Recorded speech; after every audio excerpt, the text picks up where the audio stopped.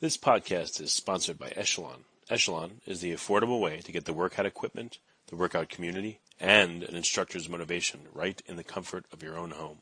With Echelon, you can work at any time, day or night, and crush your fitness goals. And right now, for a limited time, podcast listeners get up to $800 off MSRP. To get this exclusive podcast discount, text GENIUS to 818181 to get up to $800 off MSRP. Once again, just text GENIUS to 818181. Quick disclaimer, message and data rates may apply. See terms for details. Forget frequently asked questions. Common sense, common knowledge, or Google. How about advice from a real genius? 95% of people in any profession are good enough to be qualified and licensed. 5% go above and beyond. They become very good at what they do, but only 0.1% are real geniuses. Richard Jacobs has made it his life's mission to find them for you. He hunts down and interviews geniuses in every field: sleep science, cancer, stem cells, ketogenic diets, and more. Here come the geniuses. This is the Finding Genius Podcast with Richard Jacobs. Hello, this is Richard Jacobs with the Finding Genius Podcast, now part of the Finding Genius Foundation. I have Nikolina Lauc. She's the CEO and founder of GlycanAge, Glycanage. Nikolina, thank you for coming. Hey, Richard. Thank you for having me on the show. Yeah, tell me a little bit about yourself and then the premise of GlycanAge. What was the point of the company? What was its mission? Sure. So my background is a little bit different to the company. So I'm not a scientist or a biologist, but this did come from a research lab that was founded by my father about 15 years ago now. And I, as background, never studied biology, actually went to arts, but I've always been a good entrepreneur. So I had companies since my teens, and they were quite successful. And I actually invested in this company to take us off the ground about 3 years ago now. Okay. What's your position of the company right now? CEO. Okay, CEO. So what is the premise of GlycanAge? What's the company do? So we look at a different type of part of our biology that's mainly been ignored, which is called the human glycan. And at the moment, we're measuring how fast you're aging biologically. So on a molecular level, by looking at the immune system and the rate of this low-grade chronic inflammation that would naturally go up with age, but you can accumulate it faster or slow, and you can moderate it with your lifestyle. So that's one of the products that's out there already, but we have many other diagnostics in the pipeline, which are more risk specific. So you perform some kind of test or sampling on people, and you can tell their biological age versus their glycan age. I mean, and what's the term you call it for the age that you guys discern versus their actual biological age? GlycanAge is the most precise because it's aging based on your glycans. But it really looks at the immune system, so how the immune system is changing with age. And that would be, in a way, our immune system creates inflammation, but also it has an anti-inflammatory side. So we look at glycans which activate and suppress inflammation, and that would change in a way that you accumulate more of these bad guys and you lose the good guys. And then you have this ever-present chronic inflammation. That is something you can control, and it can change up to a decade before you actually develop a specific disease. So you have a very long time frame to respond and do something about your health before actually something goes wrong. Well, what does this mean? What are glycans, and how do they affect us, and how do they work in our body? Yeah, so most people don't know about glycans, but they're sugars, or they're complex carbohydrates. And if I say sugars, you have to forget everything you know about sugars, because the sugars you're mainly familiar with is dietary sugars, so food that gives us an energy, mainly carbohydrates, and also how your body responds to sugars like glucose, HbA1c, diabetes. That's how you know them now. But we have sugars in all of our cells, and all of our proteins. Basically, all proteins, since we are multicellular life forms, are glycoproteins. So they have a protein part and a sugar part that actually controls how they work in the body. Okay. Should I go on? Yeah, please go on. So do different diets accumulate them faster or in different forms, or what's some of the nuance here? So let me first start with one way you're familiar with them. So you also, basically you have a ABO blood group, and you have a blood group because of the glycans on your blood cells, which define the blood group. So over 100 years ago, the first successful personalized medicine was actually identifying the right blood group. So if you're doing a blood transfusion, you're not going to have an adverse effect. So they're actually everywhere. We have them on fats, we have them on immune cells, we have them basically in all cells in the body, brain cells. But the ones we look at are on antibodies. And now because of COVID, everybody's familiar with antibodies. And we look at immunoglobulin G, which is the most prevalent antibody in blood. And then you have about 50 of these different sugar structures around them, and they're in these sugar peaks. And it's not a random process, so it's not defined by your food. Actually, half of it is influenced by genes, and the other half is your behavior, environment, past environment for epigenetics. So it puts all of these different influences together, so nature and nurture together. And it can be influenced by diet, but not directly in a way you eat a carb and then you have a response. It's more of a complex relationship. What does that mean, though? If it's not influenced by diet, what is it influenced by? Well, half by genes. So we know there's a network of 40 different genes which regulate your IgG glycan, and then epigenetics as well, so your past environment, and then what your current behavior and lifestyle, and that could be from how much you exercise, from what diet you eat, but not in a way that it's a sugar response. It's more of an immune response, which then connects to your long-term health and longevity. Well, it sounds like these glycans are perhaps expressed on the cell membranes of all cells. Is that correct? Yes, they're a component of the cells. So they're a structural component of them. Structural meaning internal or external? Like where structurally do they show up in a cell? Well, around the proteins, and so in the proteins, they can actually change how the protein works or even folds. And around the cell, depending on what cell you're talking about, but mainly they're inherited and as a complex trait. So they're not randomly, basically this binding site of the glycan, or something we call alternative glycosylation, is equal to coding mutations. So if you have a mistake, there are, for example, congenital diseases based on glycans, congenital heart conditions based on glycans. Okay, so when you do your test, you're looking, I guess, at the immunological state of somebody. And if you see more of these glycans or a certain type, does that tell you that they've been under sustained attack, let's say, for a while and they're aging prematurely? Or, what do you see when you do this test? The composition changes. You would have more of the bad structures and less of the good with age. And that means so if you have less of these anti-inflammatory ones, then you're accumulating this low-grade chronic inflammation. And then that would be connected to future risk, but it also goes naturally up with age. So it's not necessarily risk specific. It's just something we would see happens with aging. Okay, so what do you do about it if your glycan profile is not looking good? Well, the good thing is you have a very long time frame to respond. And one thing that's exciting about this field of biology as a whole is that we see the changes in the glycans up to a decade before you develop a certain disease. So you have a very early warning signal that you should be doing something to prevent something going wrong in the future. And you can do many things. Some are very obvious. So the clock was first discovered about 11 years ago. And then it was published 2013. And up until 2016, we didn't know if you can actually change it. So we knew that, we can measure somebody's biological age based on the immune system, or infla-aging, so this accumulation of damage.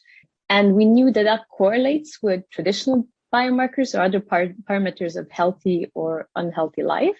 But we didn't know if this is a fixed path, that everybody has an individual path, but it's fixed. So we didn't know if you can do something about it. And then the first study was studying in a nursing home where they put them on an exercise program and a diet, and they saw moderate changes or reversal in biological age. So we knew this is something you can actually influence, and you can influence it with lifestyle. Then we looked at sports. So with exercise, it's important not to over-exercise. So if it's the right type of exercise, you have a positive response, so you can make your biological age younger. But if you over-exercise, then you can have a negative one. And that's particularly if you diet and exercise at the same time. But for example, some general things work, like weight loss or caloric restriction would have a positive impact. And then when it comes to diet, that's more complex. So we looked at 1,000 people and 5 different diets. And each of these diets, it was from high carb, high protein, low protein, and all combinations. Exactly half of the people had a positive response, half of the people had a negative response. The only diet that was generally good was caloric restriction. So we're actually very unique in how we respond to different foods, and that has an impact on our healthy aging or longevity. I've been working too hard and not working out enough. I wanted to get in shape, but I don't have time to get to the gym. Echelon brings the gym home to me. So right now, for a limited time, podcast listeners get up to $800 off MSRP. To get this exclusive podcast discount, text GENIUS, GENIUS, to 818181 to get up to $800 off MSRP. Once again, text GENIUS to 818181, and message and data rates may apply. See terms for details. So what situations should people be tested in? What kind of things happen in their life where they should get a test? Just age, or if something should happen to them, or what? Well, I can tell you when people start to think about it. So ideally, all of us would think about in our early 20s, and not just talking about this, but talking about all the accessible biological tests you can do. Ideally, you would get a baseline measurement in your 20s, and then you would see how this changes with time. But any time you start is good, really doesn't matter. But we see the most engagement is 40s to 60s, or that's the time that most people would think about age. But then you also have lots of people think about much earlier or later, and about at age 65, we see a little bit of a cliff or a little bit of less interest than the cohorts before. But what brings people in to get this testing done? Largely clinicians. So we work with about 150 clinics around the world, and they're all preventive health, longevity medicine, integrative medicine, functional medicine. So they're all working to keep you healthy or get you back to health in the most natural, but of course there's lots of drug interventions which can be very positive. And then also consumers. So we have a consumer side, and anybody can go and buy this test today. And then we pair it with doctor's advice, because we see that particularly if you have a bit of a higher score, first you need to know what you should do about it. So, and if it's delivered by a doctor, you're highly more likely to actually follow up on that and do something about it. What have you seen when people undertake a program to improve their glycan profile? What happens to them, and how long does it take? It's very individual, but we can see differences in clinics. So clinics or nutrition, if you're focusing on nutrition, weight loss, a lot of the successful one focusing on gut health, then within a couple of months, you can see a significant change. We also know from research, we did a study with 2,000 twins, and also for weight loss and following twins for 2 decades. And then we see that the twins which are gaining weight age faster, the twins which are losing weight age slower. Couple that with the caloric restriction diet, and there we saw a moderate reduction in everybody. And then bariatric surgery, where we see a reduction of about 9 years of biological age after 6 months, by varies per individual. So one individual would reduce 2-3 years, and another one reduced 30, and the cohort was 65 patients. And I think the biggest problem with bariatric surgery is you haven't changed eating habits. So if you follow them after a couple of years, they're generally going to go back to their same weight or regain it. So I think that's a nice proof that weight loss can be beneficial, but there's better ways to get to that. Yeah, but how do you know that a reduced glycan profile correlates with better health? Have you guys done longitudinal studies, or how has this been evaluated? Yeah, we did lots of longitudinal studies. So far we followed over 150,000 people, and some of them were followed for a couple of decades, up to 30 years. And they were from the best research cohorts around the world, so the best phenotype, genotype cohorts around the world. Lots of like Twins UK Biobank, the EPIC Biobank, which is the German side, so 27,000 Germans followed over 30 years, and a number of others.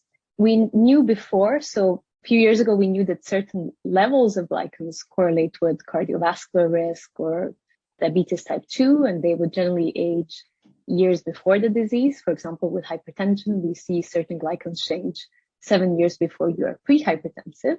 And then there was a study, not done by us, but we did analyze their data a few years ago, which was the Orcades Biobank. So it's the Scottish biobank of 1,000 individuals from age 16 to 100, followed over 10 years. And their endpoint was hospitalization for any reason.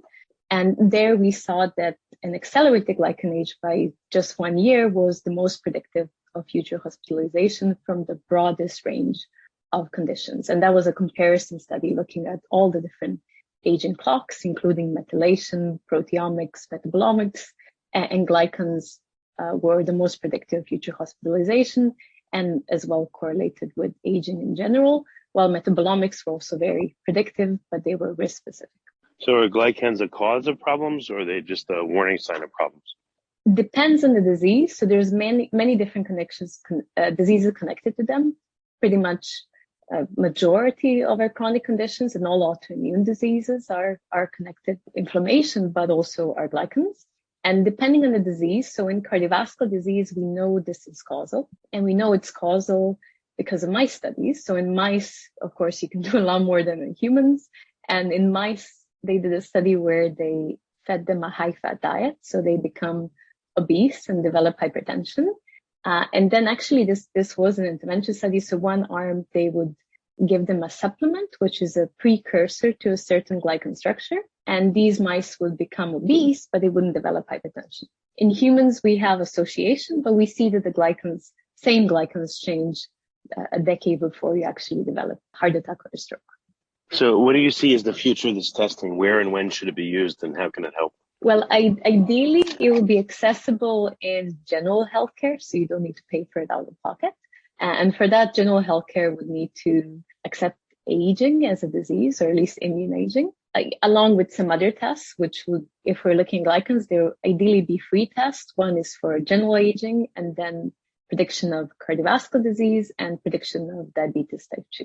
So those three things would be available to anybody on their healthcare. So that's hopefully. Are you saying that you want to classify aging as a disease to be treated? So that's a complicated one, and that's a whole field. And from how we look at it, well, yes, in a way. So how would you put it? The decline that comes with aging, if you tackle that early, so most of the aging researchers are looking into this, or looking at it this way, that if you're treating aging as the starting point of decline, then by just treating that, you can prevent all of the age-related diseases. So instead of you waiting for a certain condition to happen or a certain organ to fail, you treat the starting point of that disease, which would be aging on a molecular level. Well, all right, very good. Where can people find out more about GlycanAge and find out about the testing? Well, they can go on the website. So it's GlycanAge.com. You have a consumer side and a clinician side as well. So both. And if you scroll down all the way to the footer, you have a publication side where they can read all the papers, the first one being in 1996. And so okay, so the best place to go is GlycanAge.com. That's the best place to get info. GlycanAge.com. That's the one. And if someone's under a doctor's care, can they ask the doctor to check into this and get the testing for them, or how would someone get the testing? Yes. So at the moment, there's 150 clinics, and the majority of them are in the States. We have a list of some of them on the website, but you can, and this is self-pay, so it's not covered by insurance at this moment, but you can ask your practitioner about it, and he can sign up and order the test as a practitioner. Well, very good. Nikolina, thank you for coming on the podcast and explaining this. I appreciate it. Thank you for having me. Thank you for listening. I hope you enjoyed the podcast, which has been sponsored by Echelon. When you're trying to reach your fitness goals, it can really help to have world-class instructors like Nicole Griffin and Michael Brown choreographing classes with music from your favorite artists like Pitbull. And you get a community of hundreds of thousands of people who can give you that extra push. Echelon gives you that. Echelon's certified fitness instructors are supportive, engaging, and fun. They really know how to get you moving. And right now, for a limited time, podcast listeners can get up to $800 off MSRP. To get this exclusive podcast discount, text GENIUS to 818181 to get $800 off MSRP. Once again, text GENIUS to 818181. Message and data rates may apply. Please see terms for details. You've been listening to the Finding Genius podcast with Richard Jacobs. If you like what you hear, be sure to review and subscribe to the Finding Genius podcast on iTunes or wherever you listen to podcasts. And want to be smarter than everybody else? Become a premium member at FindingGeniusPodcast.com. This podcast is for information only. No advice of any kind is being given. Any action you take or don't take as a result of listening is your sole responsibility. Consult professionals when advice is needed.